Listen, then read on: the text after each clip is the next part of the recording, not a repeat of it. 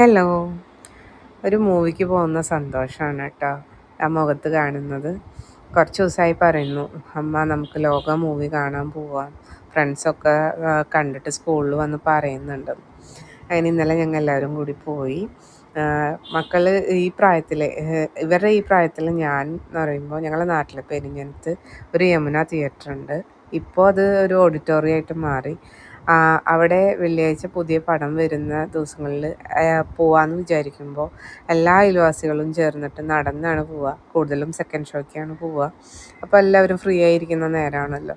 പോയി മൂവിയൊക്കെ കണ്ട് നല്ല സന്തോഷത്തോടു കൂടി നടന്ന് കഥയൊക്കെ പറഞ്ഞ് പോരും.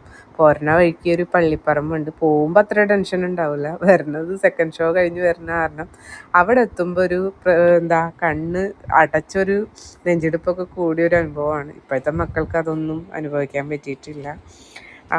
അത് അന്നത്തെ കാലമൊക്കെ ഞാൻ ഓർത്തു പോവാണ്. മൂവി തുടങ്ങി നല്ലൊരു പടമാണ്. മക്കൾക്കൊക്കെ പ്രത്യേകം ഇഷ്ടമാവും.